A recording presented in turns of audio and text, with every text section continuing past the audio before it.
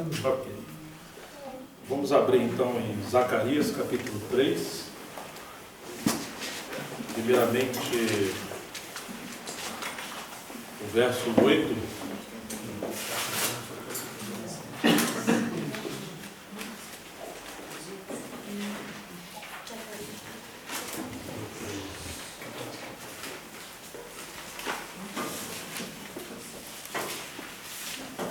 Zacarias capítulo 3, verso 8, nos diz assim: Ouve, pois, Josué, sumo sacerdote, tu e os teus companheiros que se assentam diante de ti, porque são homens de presságio, eis que eu farei vir o meu servo, o meu renovo. Deus podia ler essa versão King James, ou você está com ela, Deus? Você pode ler? Portanto, ouve, Josué, sumo sacerdote, tu e os teus companheiros que se assentam diante de ti, porque são homens que simbolizam eventos futuros. Eis que eu trarei o meu servo, o renovo.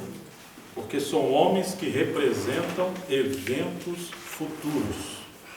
Algumas versões dizem homens representativos. Mas esse termo da King James é bem acertado, né? Vamos em Romanos, capítulo 15.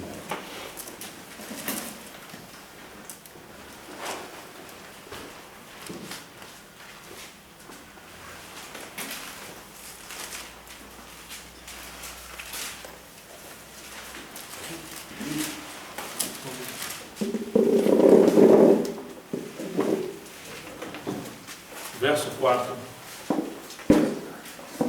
Pois tudo quanto outrora foi escrito para o nosso ensino foi escrito, a fim de que pela paciência e pela consolação das Escrituras tenhamos esperança.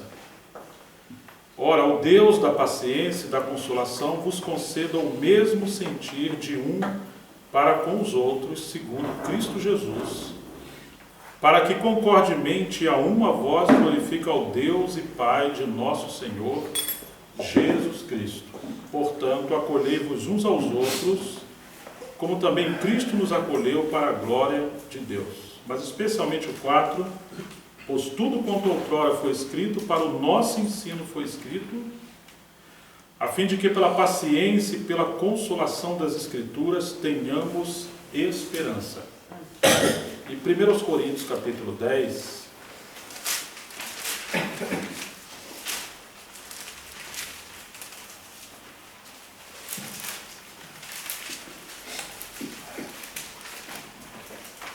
quando Paulo está falando dos exemplos da história de Israel, a peregrinação pelo deserto e a disciplina do Senhor, mas no verso 11 ele vai nos dizer: estas coisas lhes sobrevieram como exemplos e foram escritas para advertência nossa, de nós outros, sobre quem os fins dos séculos têm chegado.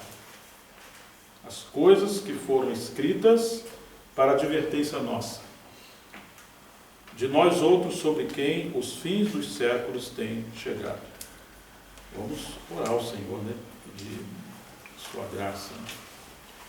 Pai, em nome de Jesus, mais uma vez queremos te agradecer de todo o nosso coração. Amém. Realmente é um privilégio imerecido que o Senhor nos concede, por meio de Jesus Cristo, de estarmos juntos e considerarmos a palavra do Senhor. Por isso nós rogamos a Ti, Senhor, mais uma vez, que Teu Espírito possa nos guiar e nos ajudar a entender a Tua vontade. Amém. Senhor, abra os nossos olhos, dá-nos discernimento para sermos fortalecidos e sermos fiéis ao Senhor nesses dias que nós estamos vivendo. Amém. Nós oramos em nome de Jesus Cristo para a Tua glória, Senhor, em nome de Jesus. Amém.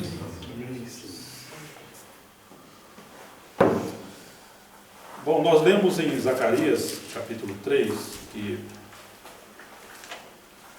Josué, o sumo sacerdote, e os seus companheiros, eles eram homens que representavam eventos futuros. E o livro de Romanos diz que as coisas que anteriormente foram escritas, tudo que foi escrito no Velho Testamento, foram escritos para o nosso ensino, para que sejamos pacientes e sejamos consolados por Deus e termos esperança. Esses são os dias que nós precisamos muito sermos renovados e encorajados, conhecendo, como diz Paulo, Deus de toda consolação e de esperança. Precisamos ter a esperança do Senhor renovada para esse tempo que nós estamos vivendo, confiarmos de que o Senhor não abandona os seus filhos. O Senhor está trabalhando, ainda que seja com remanescente.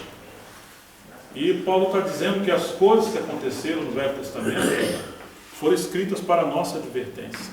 Então, quando nós lemos a história do povo de Israel no Velho Testamento, e os livros da restauração fazem parte de todo o processo do Velho Testamento, na verdade seria como a coroa do Velho Testamento, porque o livro de Neemias é considerado o último relato histórico do Velho Testamento. E ele termina com a questão da restauração da casa do Senhor. Então essas coisas foram escritas e de alguma maneira aqueles homens que foram usados na restauração, eles eram homens, por um lado, históricos, ou seja, de fato existiram, a história é verídica, mas ao mesmo tempo eles eram homens representativos. E isso é uma lição grandiosa para nós, porque muitas vezes nós não entendemos o tempo que nós estamos vivendo. E Deus é tão didático na sua maneira de nos ensinar. Ele usa de todas as formas para nos ensinar. Mas de uma maneira surpreendente, de uma maneira clara, ele usa a história. Ele pediu ao povo, ao seu servo do Velho Testamento, que contasse a história, que escrevesse história, que a geração dos mais novos conhecesse as histórias dos feitos de Deus no Velho Testamento e os seus filhos fossem constituídos pela história das obras poderosas de Deus no Velho Testamento. Então, se nós quisermos ser um povo no tempo que nós estamos vivendo, de visão celestial, nós precisamos entender que a obra de Deus ela é uma só, desde o princípio até o fim. Ainda que no livro de Ageu, a nossa versão, várias versões em português dizem que a glória dessa segunda casa será maior do que a glória da primeira casa, de fato o pensamento original não tem exatamente essa conotação. Do ponto de vista da Escritura, a casa de Deus ela é uma só. Mesmo o tabernáculo, que é chamado como casa de Deus em Hebreus capítulo 3, que Moisés foi fiel em toda a casa de Deus, ou seja, que aquele tabernáculo era para a presença de Deus no Velho Testamento. Depois, a casa de Deus que foi edificada por Salomão, aquela grande casa. E aí vem a destruição, por causa do cativeiro em Babilônia, e agora está havendo uma restauração da casa de Deus em Jerusalém. E quando você olha a restauração da casa de Deus em Jerusalém, Ageu pergunta, o que é isso comparado àquela grande casa que foi edificada no período de Salomão? É como nada aos vossos olhos. Quem dentre vós sobreviveu e conheceu aquela grande casa? Porque Ageu era um ancião que foi provavelmente levado para a Babilônia quando jovenzinho. E agora ele já é um ancião. Então ele viu a glória e a grandeza daquela casa que Salomão edificou. E quando você vê o que está sendo feito em Jerusalém, eles chegaram em Jerusalém, estava tudo destruído. Os fundamentos, a cidade, não tinha nada. E eles lançam agora os alicerces depois do altar, e quando eles lançam o alicerce e começa a edificação, houve um quebrantamento e um choro muito grande. A questão é que os mais novos choravam de alegria, porque Deus visitou o seu povo e libertou o seu povo de Babilônia e trouxe o seu povo a Jerusalém. Mas aqueles irmãos que eram mais velhos, anciãos, eles choravam com saudosismo, porque comparando o que estava acontecendo agora com a glória da casa na época de Salomão, aquilo era como nada. Mas termina uma das profecias de Ageu, o Senhor encorajando o povo, dizendo que a glória na última etapa da edificação do Senhor seria muito maior, porque Deus só tem uma casa. Mesmo o tabernáculo de Moisés, a casa edificada no período de Salomão, essa pequena casa, ou essa pequena edificação, na época da restauração, que incluiu esses varões pós o exílio do cativeiro em Babilônia, a casa do Senhor no Novo Testamento, que ele falou, eu edificarei a minha casa, provavelmente o quarto período da casa do Senhor, a quarta etapa da casa do Senhor, o estágio. E a igreja gloriosa no final dos tempos, que vai então ser conformada com a Nova Jerusalém. A Nova Jerusalém é a glória da casa de Deus que o livro de Ageu está falando. Que viria o Messias, que viria o Redentor. Então nós teremos aquela glória da casa de Deus que seria muito maior. Mas quando nós olhamos no pensamento do Senhor, a casa de Deus ela é uma só. Não podemos dividir assim, aquela casa, essa casa, ela é menor, ela é maior. Não, a casa do Senhor é uma só. A questão é que o tempo que eles estavam vivendo, nós estamos aqui no livro de Zacarias, vamos ao capítulo 4.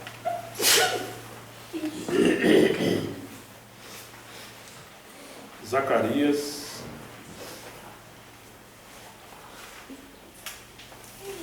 capítulo 4, verso 10. Pois quem despreza o dia dos humildes começos, ou o dia das pequenas coisas, esse alegrar-se-á vendo o prumo na mão de Zorobabel. Aqueles 7 olhos são os olhos do Senhor que percorrem toda a terra. Ou seja, haviam aqueles que desprezavam os dias dos pequenos começos.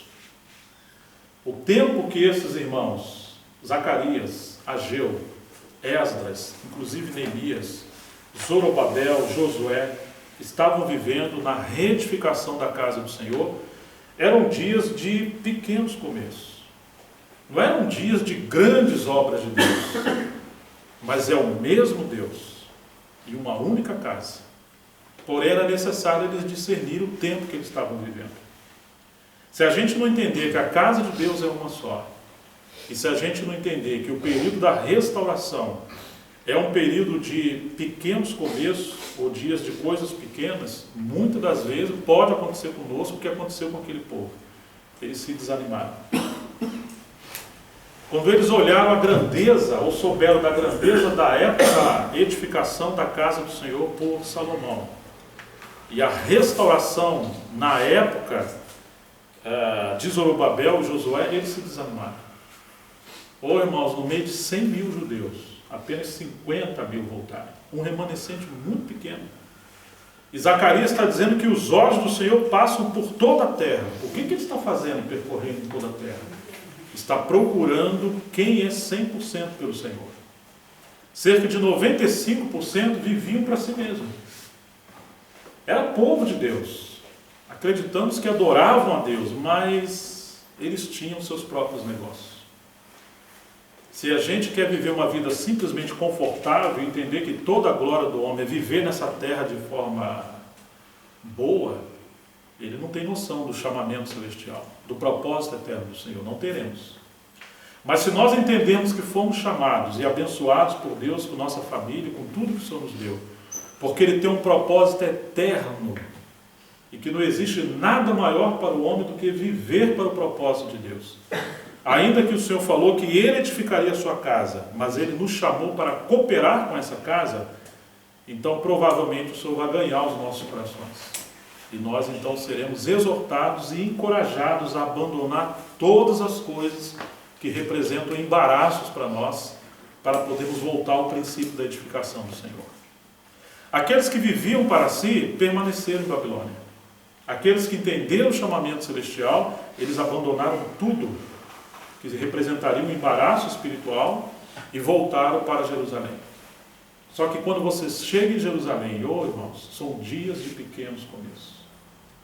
Então a obra de Deus nessa época não era uma grande obra, ainda que é a mesma obra, mas aquele processo era um processo de dia de pequenos começos. Quanta oposição eles enfrentaram ali. Então eles se desanimaram. E Deus enviou então Deus enviou Ageu e Zacarias. Ageu fala daquela natureza do problema. Ou seja, porque vocês desobedeceram, então veio a disciplina do Senhor. Considerai os vossos caminhos. Por 4 vezes Ageu fala isso. Considerai o vosso passado. Vocês lembram de onde vocês vieram? Vocês eram escravos em Babilônia. Vocês não tinham nada, eram escravos. E ali eles viviam de uma forma diferente dos princípios de Deus. Ali não havia o altar nem a casa de Deus. Mas o Senhor os trouxe de volta ao princípio de Jerusalém. Agora o Senhor está perguntando para eles: o que vocês estão fazendo? Vocês vão voltar, ainda estando em Jerusalém, a viver como se estivessem em Babilônia? O Senhor quer uma casa edificada em Jerusalém. Então Ageu exorta o povo do Senhor, mostrando que o motivo daquela crise política e social que estava acontecendo naquele período é porque a casa de Deus havia sido abandonada. Eles deveriam edificar a casa do Senhor. Então ele fala: subam o monte, vão buscar madeira e venham edificar a casa, e eu vou me agradar. E a alegria do Senhor, disse o profeta, é a nossa força. Para sermos fortes, precisamos então agradar a Deus. Precisamos então estar no centro da vontade do Senhor.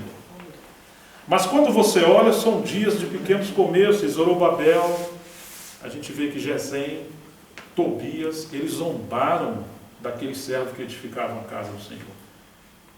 Eles desanimaram aqueles que edificaram. E eles realmente acusaram de que a casa não poderia ser edificada. Comparando com os nossos dias, irmãos, quantas vezes nós ficamos desanimados? Um grupo, poucos irmãos, com muita dificuldade, muita fraqueza, muito problema, muitas das vezes ataques extremos, mas nós precisamos rever a palavra do Senhor e considerar que nós possivelmente estamos em dias de pequenos começos. A questão não é se é uma grande obra ou se é uma pequena obra. A questão é apenas uma única coisa: qual é a vontade do Senhor para o tempo que nós estamos vivendo? Porque quando você pega o livro de Ageu, por favor, é só voltar um pouquinho para trás.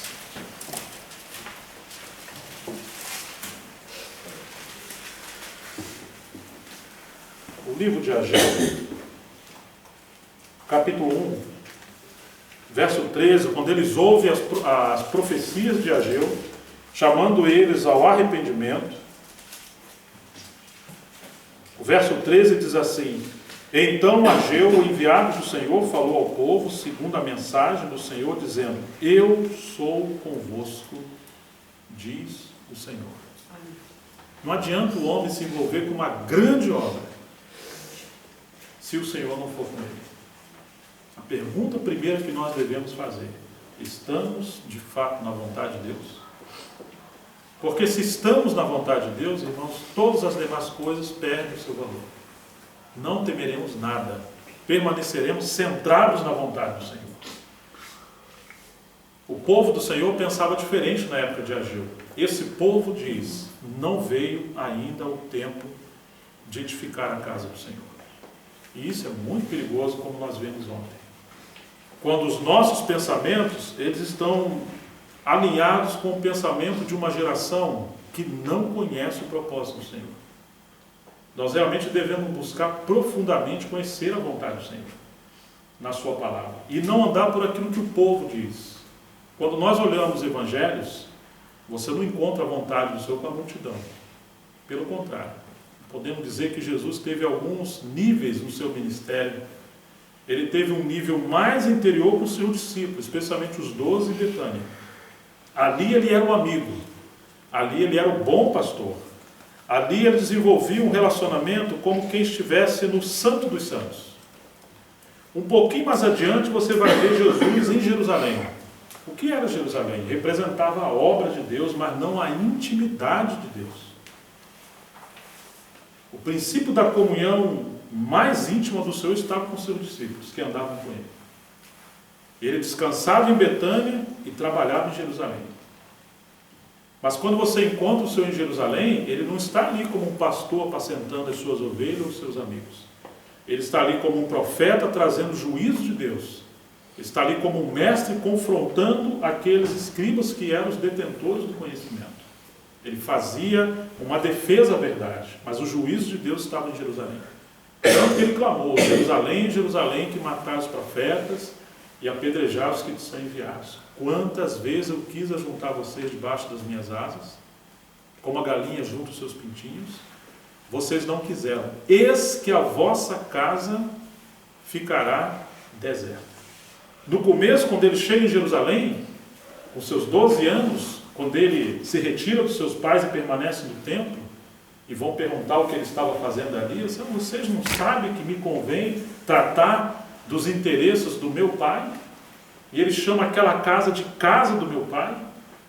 A casa de Deus, quando ele depois, no início do seu ministério, ele entra em Jerusalém, e ele chama o templo de a casa de Deus.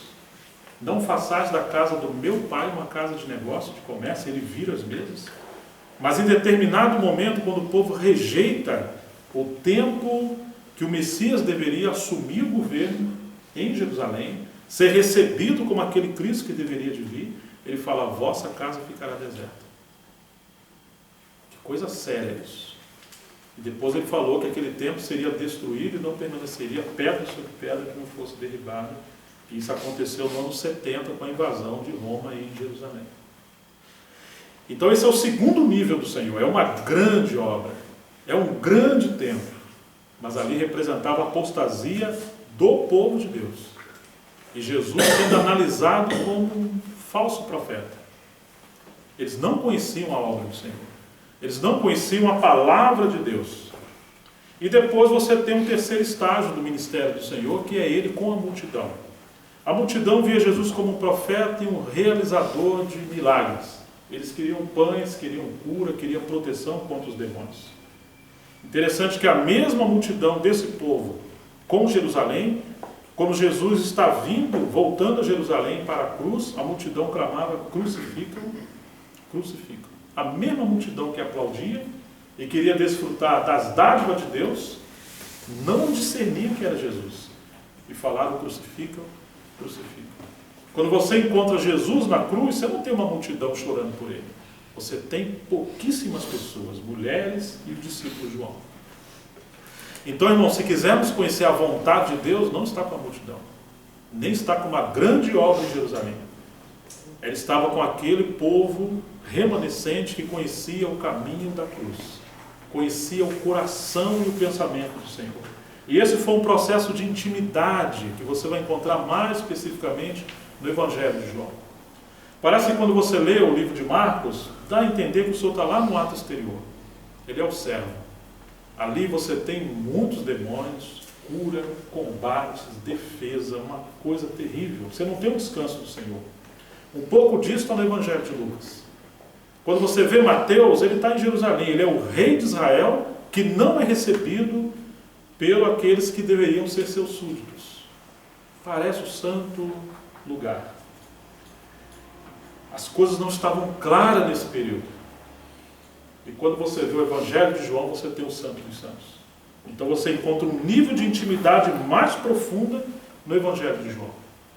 Ou, irmãos, quando você compara a obra do Senhor desde o começo até o fim, você vai ver esse princípio do remanescente. E nós precisamos discernir onde nós queremos estar. Se de fato queremos conhecer a vontade do Senhor. Se quisermos um grande movimento, volta para a Babilônia. Lá você tem uma multidão. Lá você tem muito movimento. Lá você tem uma grande sinagoga ou várias sinagogas. Mas se você quiser a casa do Senhor, temos que voltar ao princípio de Jerusalém. A grande questão, irmãos, é que foi um remanescente que voltou.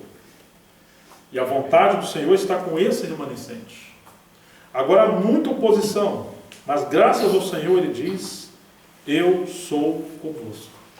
E é isso que importa para os dias que nós estamos vivendo. Quando chegamos ao capítulo 2 de Ageu, o verso 4, ele vai dizer, ora, pois, sê forte, Zorobabel. Você está vendo? Diz o Senhor, e sê forte, Josué, filho de Josadaque, o sumo sacerdote, tu e todo o povo da terra que estava com ele. Sê forte, diz o Senhor, e trabalhai. O Senhor fala para nós duas coisas. Ser forte. Segundo, trabalhar. Suba ao monte busque madeira, edifica a minha casa, eu vou me alegrar. E agora ele fala, não desanima. Sejam encorajados. Se você colocar os olhos na crise daquela época, você provavelmente ficaria prostrado. Parece que o PT e todas as coisas que acontecem hoje aqui já estavam lá na época do livro de Ageu. Uma crise terrível. Mas o Senhor fala, olhem para mim. Voltem-se para mim. Foi a desobediência em não edificar minha casa que trouxe essa tribulação. Mas o Senhor estava perdoando e limpando o seu povo e falando, volte para mim. Eu estou com vocês. Sejam fortalecidos, diz o Senhor, e trabalhai, porque eu sou convosco, diz o Senhor dos Exércitos. Então, queridos, quando nós chegamos então no livro de Zacarias, porque esses dois profetas profetizaram juntos, e nós não vamos ter tempo, nem é o nosso sentimento, o encargo para esse momento, nós vamos ver esse encorajamento do Senhor para o seu povo. Capítulo 4 do livro de Zacarias. Tornou o anjo que falava comigo e me despertou como a um homem que é despertado do seu sono. E me perguntou, que vês? Respondi, olho, e eis um candelabro todo de ouro, e um vaso de azeite em cima com as suas 7 lâmpadas e 7 tubos, um para cada uma das lâmpadas que estão acima do candelabro. Junto a este, 2 oliveiras, uma à direita do vaso de azeite e a outra à sua esquerda. Então perguntei ao anjo que falava comigo, meu Senhor, o que é isso? Respondeu-me o anjo que falava comigo, não sabeis tu o que é isso? E eu respondi, não, meu Senhor. Prosseguiu ele e me disse, esta é a palavra do Senhor a Zorobabel. Não por força, nem por poder, por violência, mas pelo meu Espírito, diz o Senhor dos Exércitos. Que coisa maravilhosa, irmãos. Quem és tu, ó grande monte, diante de Zorobabel? Serás uma campina. Porque ele colocará a pedra de remate, em meio a aclamações. Haja graça e graça para ela. Novamente me veio a palavra do Senhor dizendo, as mãos de Zorobabel lançaram os fundamentos desta casa. Elas mesmas a acabarão, para que saibas que o Senhor dos Exércitos é quem me enviou a vós outros. Pois quem despreza o dia dos humildes começos, esse alegrar-se-á, vendo o prumo na mão de Zorobabel. Aqueles 7 olhos do Senhor, que percorrem toda a terra. Prossegui e perguntei, que são as 2 oliveiras à direita e à esquerda do candelabro? Tornando a falar-lhe, perguntei, que são aqueles 2 raminhos de oliveira que estão junto aos 2 tubos de ouro que vertem de si azeite dourado? Ele me respondeu, não sabes o que é isso? Eu disse, não, meu Senhor. Então ele disse, são os 2 ungidos que assistem junto ao Senhor de toda a terra. Ô irmãos, que coisa preciosa, que quando você olha do ponto de vista externo, Jerusalém está completamente devastada. Não há esperança para Jerusalém. Aquele povo, do ponto de vista de Sanbalate, Gesem e Tobias, eles não vão edificar a casa de Deus. Eles estão perdendo o seu tempo. Que desperdício. Os babilônios estão crescendo, estão prosperando financeiramente, estão fazendo uma grande obra para si mesmos, estão vivendo a vida do jeito que eles devem viver, humanamente falando. São bem-sucedidos lá em Babilônia. Mas quando você olha do ponto de vista do Senhor, os olhos do Senhor não estão em Babilônia. Os olhos do Senhor estão em Jerusalém. Quando você olha do ponto de vista de Deus, Ele ama esse remanescente que escolheu e decidiu honrar o Senhor. E é tão interessante que quando você volta ao capítulo 3, nós vamos ver uma coisa assim, um pouco estranha, mas ela é de grande ensinamento para nós. Capítulo 3.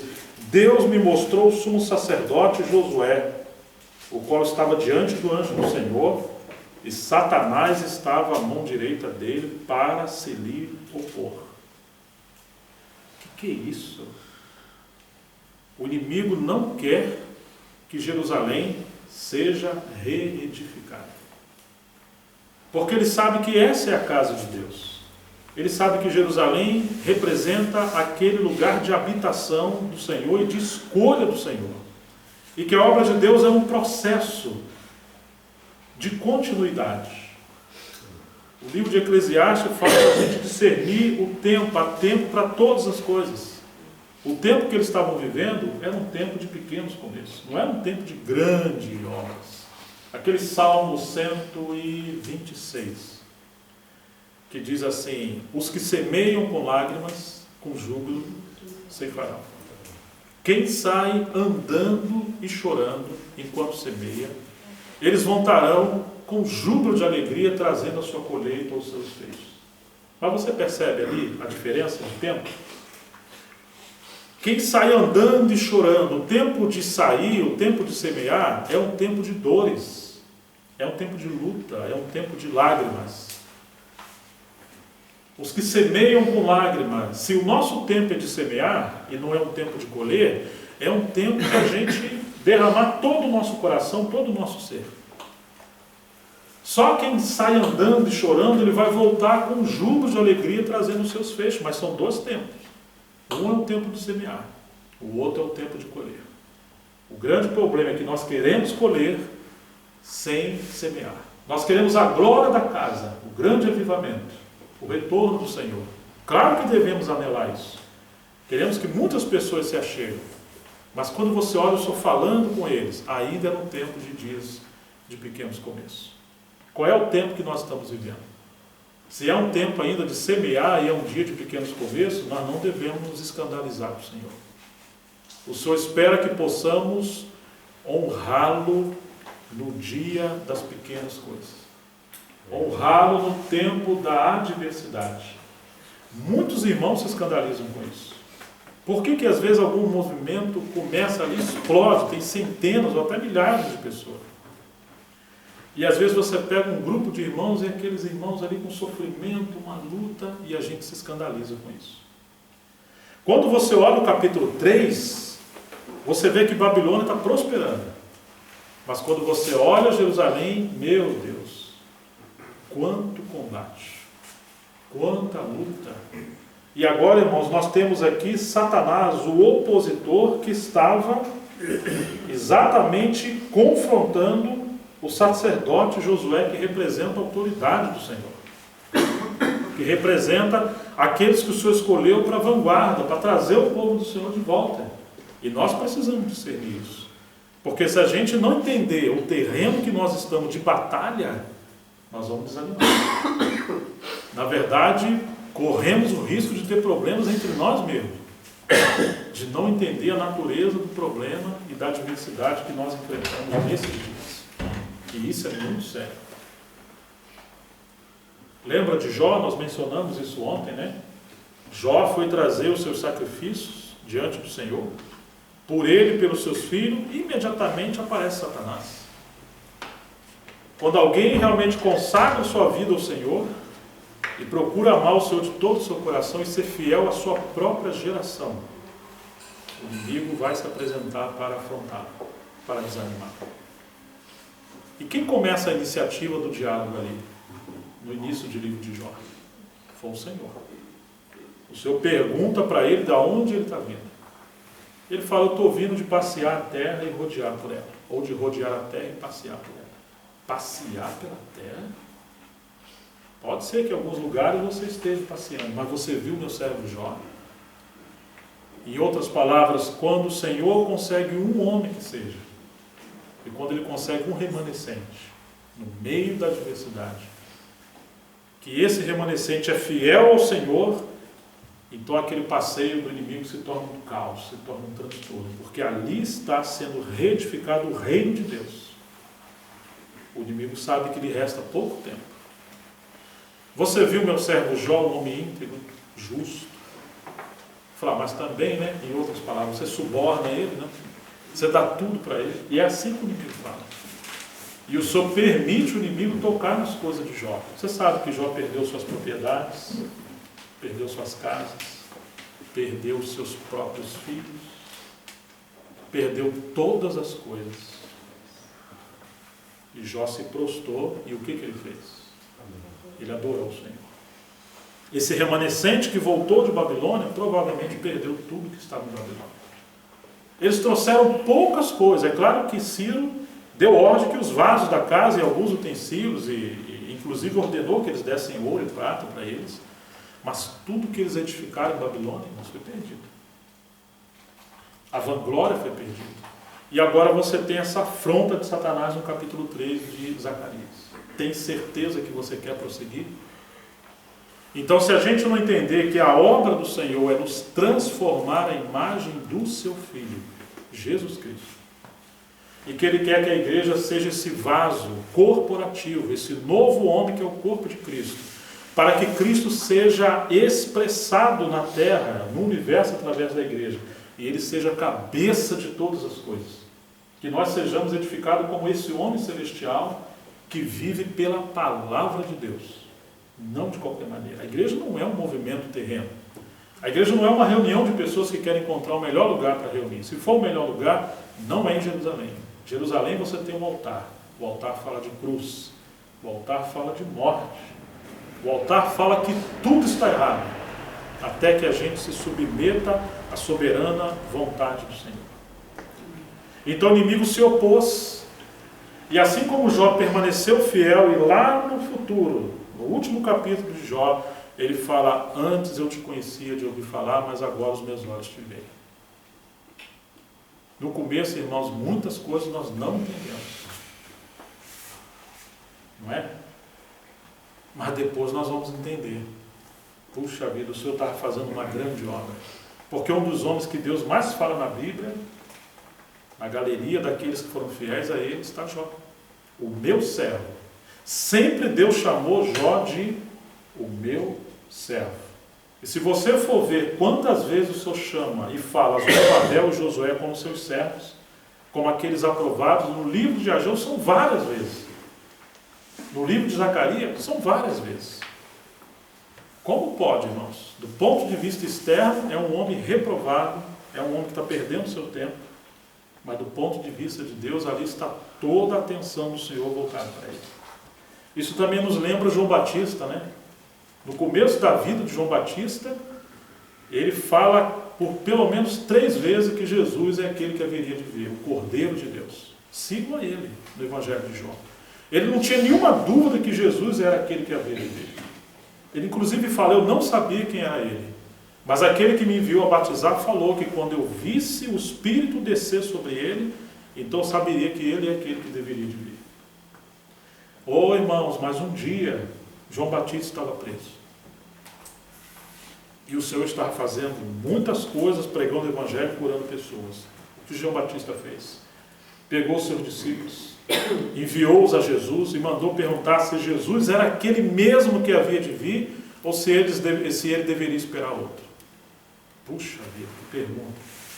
No começo ele tem 100% de certeza que Jesus é aquele que havia de vir. Mas quando ele está preso, abandonado, aparentemente esquecido, a dúvida entrou no seu coração. E Jesus então ouve aquelas palavras, ele prega o Evangelho, cura as pessoas, abre os olhos das pessoas, diante dos discípulos de João, e fala, vai lá, vocês falam, João, que o Evangelho está sendo pregado aos pobres, seus olhos estão sendo abertos, os cegos, milagres estão acontecendo. E ele termina com uma única frase tão interessante. E bem-aventurado é aquele que não se escandalizar em mim. Vocês lembram disso, irmãos? Todos vocês lembram disso? Não se escandalizar em mim. Como disse o irmão Theophilus Sparks, porque os tratamentos e a disciplina do Senhor muitas das vezes são irracionais. A nossa mente humana não vai entender. E é bem provável que aqueles que estão no centro da vontade de Deus, se escandalizem da maneira ilógica que Deus trata o seu servo e permite a adversidade. Quando aqueles discípulos de João vão embora, Jesus começa a perguntar: o que vocês saíram para ver? E ele dá testemunho que João Batista, entre os profetas, era o maior de todos. Ou seja, do ponto de vista externo, coitado, João Batista foi abandonado pelo Senhor. Se você olhar a teologia da prosperidade, então, como é que vai ser? Todos esses servos do Senhor estão diante de muita tribulação, adversidades e crises também. Mas Jesus fala que entre os nascidos de mulher, João era o maior de todos, porque eles profetizaram sobre a vinda do Cordeiro ou do Messias. João Batista foi o anjo que preparou o caminho do Senhor, batizou o Senhor e introduziu ele no ministério como Cristo ungido. Foi a partir de João Batista que Jesus veio com o seu ministério. Agora, irmãos, entra essa questão. Jesus abre os olhos aos cegos, mas João está preso sem ver a luz do dia. Ele cura as pessoas, vai visitar uma mulher samaritana, que um judeu não deveria estar com ela, mas não vai visitar o seu profeta, o maior dos profetas.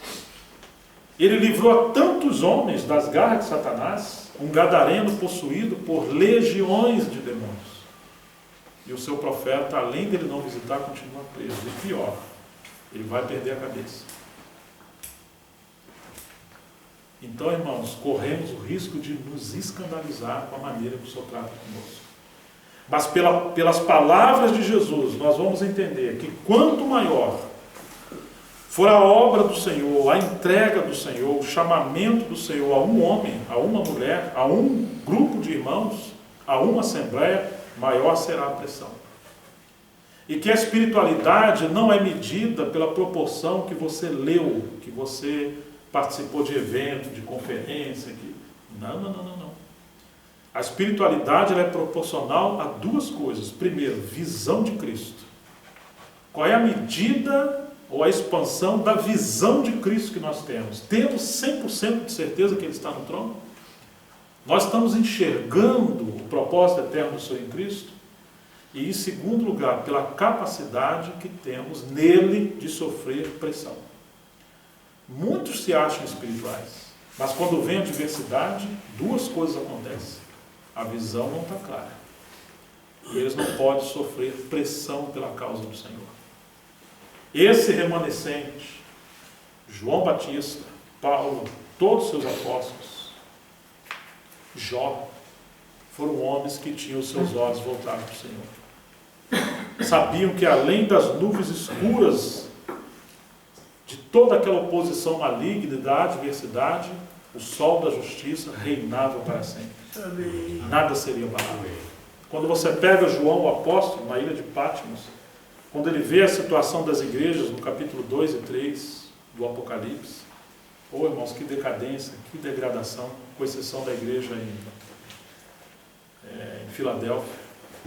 Quando você olha tudo aquilo, meu pai, é o final da vida de João, mas no capítulo 4 de Apocalipse, o que o Senhor falou para ele? João, sobe para cá. Ele viu uma porta aberta nos céus e ele sobe no Espírito.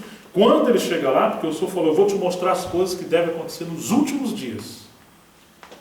Quais são as coisas que devem acontecer nos últimos dias? Se você é alguém bem especulativo, talvez vai falar da crise na Europa, quem sabe, o movimento de terrorismo, o ISIS e tantos outros acontecimentos. Teve uma chamada igreja em Cabo Frio, quando eu morava lá, que era a igreja escatológica do livro do Apocalipse. Só estudar o Apocalipse, só a profecia de escatologia. Né? Mas quando você vê o Senhor chamando João Batista, mandando ele subir, eu vou te mostrar o que deve acontecer nos últimos dias. Irmãos, o que João Batista, não, o apóstolo João, perdão, o que João viu ali no capítulo 4? Ele viu o trono e aquele que estava sentado sobre o trono. E que ele reina sobre todas as coisas, que nada saiu do controle do nosso Senhor. O livro de Apocalipse fala da culminação da obra de Deus e da Nova Jerusalém, a casa de Deus glorificada. E que essa Nova Jerusalém é também a casa de Deus que esse remanescente, na época de Ageu e Zacarias, estavam edificando. É uma casa só. O Senhor não mudou. A questão é que Moisés, segundo o livro de Hebreus, foi fiel a toda a casa de Deus. Salomão, pelo menos no início da vida dele, foi fiel à sua missão. E agora esse remanescente também deve ser fiel à sua missão. É uma obra só. É um processo só. E o Senhor espera que sejamos fiéis também a esse tempo que nós estamos vivendo. Ou, irmãos, como aqueles homens eram homens representativos das coisas que haveriam de vir, dos últimos tempos da obra da restauração do Senhor. Se você olha a história da igreja, assim como o povo de Deus esteve cativo por 70 anos, olha um pouquinho para a história da igreja. O período da Era das Trevas, quando o povo de Deus estava em profunda cegueira espiritual. E assim como Zorobabel e Josué lançaram o altar, edificaram o altar, você encontra na história da igreja aqueles homens, os reformadores, que o Senhor abriu os olhos e eles começaram a ver a obra maravilhosa do nosso Senhor e da sua cruz. Quando você pega Lutero lançando os fundamentos, baseado no livro de Romanos, que o justo vive pela fé, e ali você tem a base da salvação eterna de Deus, que é a obra da graça de Deus em Cristo Jesus, e ele é perseguido pelo sistema católico. Depois que essa luz dada por Deus pelo ministério de Lutero foi dada, você vai encontrar que a luz de Deus começa a ampliar. Como uma flor, que no começo era só um botão, depois ela abre, quando você olha tem um outro botão. E quando aquele botão abre, o que você tem dentro? Outro botão. Assim foi o livro de Esdras, que cada passo que eles davam em obediência, Deus abria algo da sua revelação e eles restauraram o altar, os fundamentos e a casa. E esse botão, ou essa revelação da palavra, continua sendo aberta. Até que a casa é edificada, o ministério da palavra em Esdras é restaurado, depois vemos o tempo de Neemias restaurando a questão da cidade como testemunho e os muros da cidade de Deus. Bom, irmãos, nós estamos agora no final dos tempos. Tudo aquilo que Deus fez no começo foi pensando no final dos tempos. Tudo aquilo que Deus plantou no começo. Ele esperava uma colheita no final dos tempos que nós estamos vivendo. Então nós precisamos ser fiéis ao Senhor, à nossa geração. A essa hora crítica que nós estamos vivendo, de tamanha oposição, por um lado o mundo entrando em profundas trevas, desse cenário mundial de globalização, preparando para a vinda do anticristo, mas ao mesmo tempo o nosso Senhor Rei está edificando a sua noiva para a volta do nosso Senhor. Então, quando nós encontramos o livro de Ageu e Zacarias, inclusive o livro de Zacarias ele é considerado o Apocalipse do Velho Testamento, junto com Daniel. Por quê? Porque eles falam das profecias em relação ao nosso Senhor e à volta do nosso Senhor. Então, queridos, nós encontramos o Senhor falando: tenham bom ânimo, suba ao monte, trabalhai, eu estou com vocês, eu não abandonei vocês. E que se formos fiéis ao Senhor, naquele dia, o Senhor recompensará cada um segundo as suas obras. Que o Senhor nos dê graça, possamos ser renovados, como esses irmãos no passado foram renovados. Cada etapa que eles deram em obediência ao Senhor representa algo em relação à história da restauração da casa de Deus no Novo Testamento que nós estamos vivendo. Agora, irmãos, estamos no finalzinho dessa etapa que representa a última geração que antecede a volta do nosso Senhor. Foi por isso que João falou: filhinhos, já é a última hora.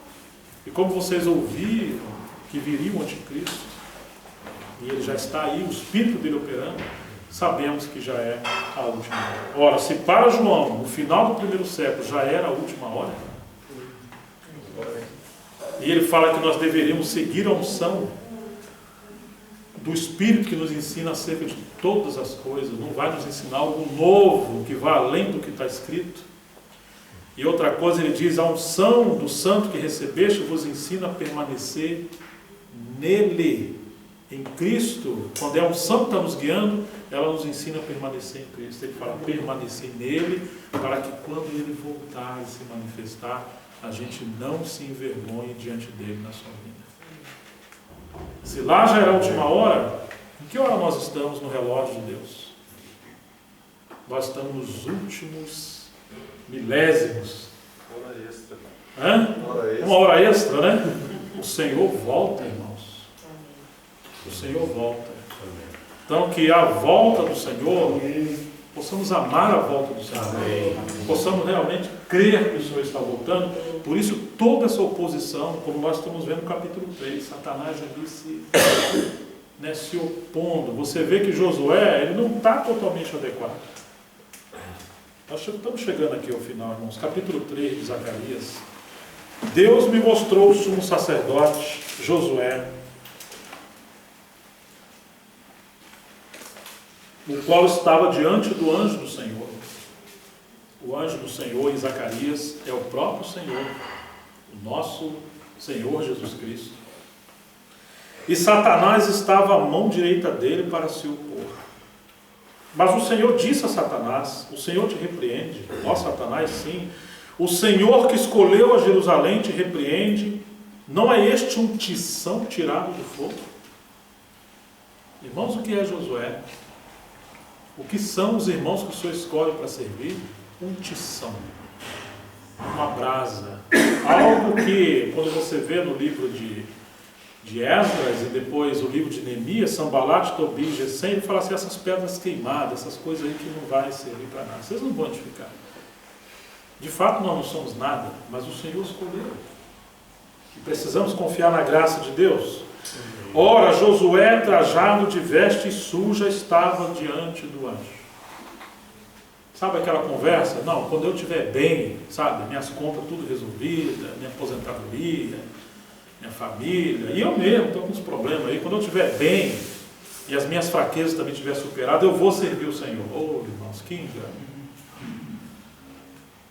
O Senhor espera que venhamos contar com a graça dele. Amém. É justamente pelo homem não se consagrar ao Senhor que veio toda aquela crise no livro de Ageu. Mas quando o homem se volta ao Senhor, é o Senhor que repreende Satanás. Nosso assunto não são as trevas, não temos que olhar para o inimigo, né? Tem gente que é especialista nessa questão de obra maligna, o nome dos demônios. Tem um livro chamado A Divina Revelação do Inferno, que é um best-seller vendido aqui no Brasil. É um dos livros que mais vende. Um dia me perguntaram o que eu achava, né, desse livro, porque eu conheço o editor que publicou, fazer o quê, né?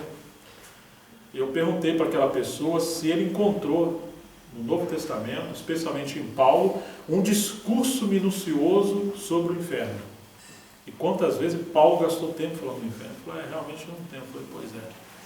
Paulo disse, eu conheço um homem que foi arrebatado até o terceiro céu. E mesmo assim ele não quis expressar quantas coisas maravilhosas ele viu. Agora você vai fazer um livro explicando a divina revelação do inferno. Oh, meu pai. Então, irmãos, isso é um desvio. As pessoas estão envolvidas com teologia da prosperidade. Um rapaz que Eu conheço o editor. E aí, as pessoas se perdem em tanta distração, irmãos, em tanto movimento, em tanta escola de teologia, de pensamentos, de movimentos, aqueles ventos de doutrinas, né? Isso é obra maligna. Nosso encargo é Cristo, nada mais. Amém. Então ele estava inadequado com suas vestes sujas. Mas o que Josué estava fazendo? Ele ouviu o chamamento do Senhor, ele deixou Babilônia e voltou para Jerusalém. Ô irmãos, e minha família? E os meus problemas? Então o Senhor fará a sua obra no seu tempo. Tornou este a palavra e disse aos que estavam diante dele, tirai-lhe as vestes sujas, ou seja, o homem não se santifica a si mesmo. O homem não muda a si mesmo. Pelo contrário, o bem que eu quero fazer, disse Paulo, esse eu não faço. É a visão de Cristo que nos transforma, que nos encabeça e que ordena a nossa vida. Amém. Amém. Que engano a gente voltar para nós. Precisamos olhar simplesmente para o Senhor. Claro que à medida que a luz de Deus brilha, nós devemos obedecer e abandonar aquelas coisas que o Senhor não quer que nós venhamos segurar. Sejam elas quais forem, né? Então, Tomou-lhe ele a palavra e disse aos que estavam diante dele: tirai-lhe as vestes sujas. A Josué disse: eis que te tenho feito que passe de ti a tua iniquidade, e te vestirei de finos trajes. E no livro de Apocalipse, capítulo 19, quando diz que foi dado à noiva adornar-se de finos trajes, ou de linho finíssimo. Então está falando da gente ser adornados pela obediência ao Senhor, praticando obras de justiça, obedecendo a palavra de Deus, quando o Senhor fala conosco, misturando fé à palavra do Senhor. Precisamos realmente acompanhar o que o Senhor está fazendo, e o Senhor ir nos amadurecendo pela obediência à palavra do Senhor. É isso que o Senhor falou para ele. E disse eu: põe-lhe um turbante limpo sobre a cabeça. Puseram-lhe, pois, sobre a cabeça um turbante limpo, e o vestiram com trajes próprios, e o anjo do Senhor estava ali.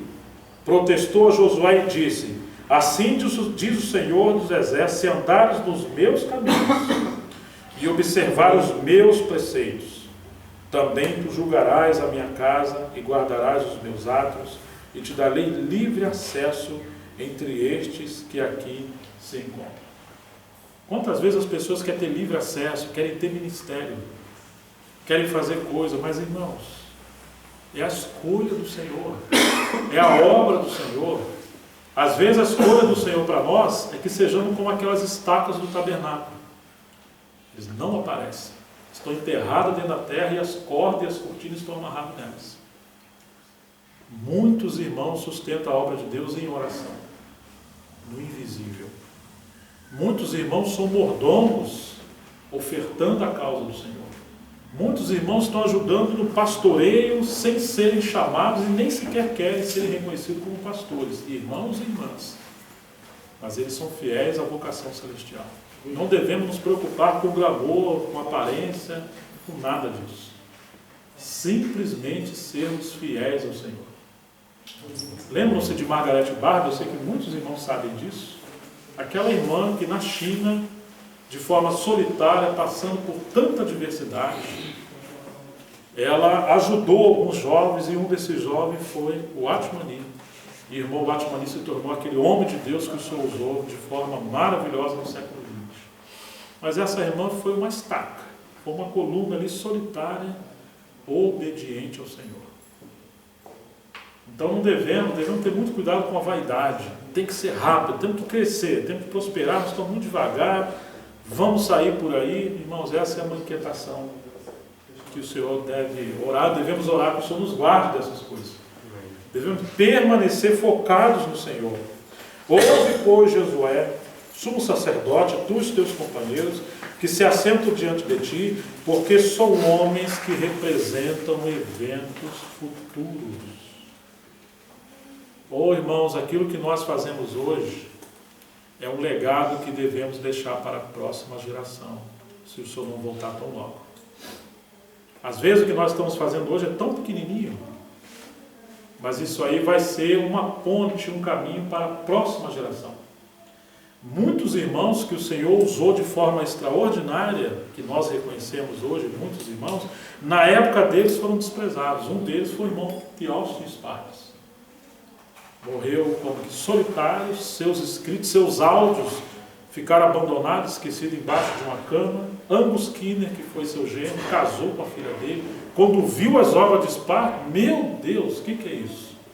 Passou a transcrever e a cooperar e tornar esse material disponível. Mas a geração de Sparks, na verdade, vários irmãos acreditam que Sparks foi cortado da comunhão. Porque o que ele falava sobre a centralidade de Cristo, a universalidade de Cristo, essa dispensação do mistério de Deus em Cristo, os irmãos não entendiam na época. Enquanto o irmão Watchmani algumas vezes saiu da China, foi ter com os Sparks na Europa, aquele povo ali, aqueles irmãos que andavam com o Sparks, muitas das vezes, não valorizaram e não entenderam ele. Mas ele foi fiel à sua geração. Às vezes são dias de pequenos começos. E o Senhor vai usar isso para o futuro, mas a obra e a casa de Deus é uma coisa só. O importante, irmãos, é estarmos no centro da vontade de Deus. Não importa quanto tempo vai durar. Se vamos ficar solitários, um pouquinho, não importa. O que importa é a vontade de Deus. Porque eis aqui a pedra que por diante de Josué, sobre esta pedra única estão os 7 olhos. Eis que eu lavrarei a sua escultura, diz o Senhor dos Exércitos. Tirarei a iniquidade desta terra num só dia. Naquele dia, Paulo fala muito daquele dia, né? Diz o Senhor dos Exércitos, cada um de vós convidará o seu próximo para debaixo da vide e para debaixo da figueira. Então, queridos, que o Senhor abra os nossos olhos, que possamos ser fiéis ao Senhor. Capítulo 4, verso 7. Quem és tu, ó grande monte? Diante de Zorobabel serás uma campina. Ainda que o Senhor permita um grande monte de oposição, de lutas e de batalha, lembra-se que Ele está no trono. O irmão Spurgeon disse que as tribulações são as asas que nos conduzem ao centro da vontade de Deus. Às vezes não entendemos, né? O propósito de Deus não é fazer bem ao homem. O propósito de Deus é transformar o homem à imagem do seu Filho.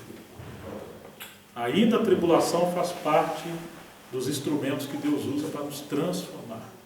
Quem és tu, ó grande monte? Diante de Zorobabel serás uma campina, porque ele colocará pedra de remate. Em meio a aclamações, haja graça e graça para ela. Novamente me veio a palavra do Senhor dizendo, as mãos de Zorobabel lançaram os fundamentos desta casa, elas mesmas acabarão, para que saibas que o Senhor dos Exércitos é quem me enviou a vós outros, pois quem despreza o dia dos humildes começos, esse alegrar-se-á vendo o prumo na mão de Zorobabel. Aqueles 7 olhos são os olhos do Senhor que percorrem toda a terra. Que sejamos encontrados pelo Senhor, como aqueles que vivem para Ele. Então, irmãos, finalizando, não coloquemos nossos olhos no exterior. Possamos fazer como João, suba para aqui, o Senhor falou para ele. Quando ele subiu, céus abertos, o que ele viu ali? Um trono. Capítulo 4 de Apocalipse.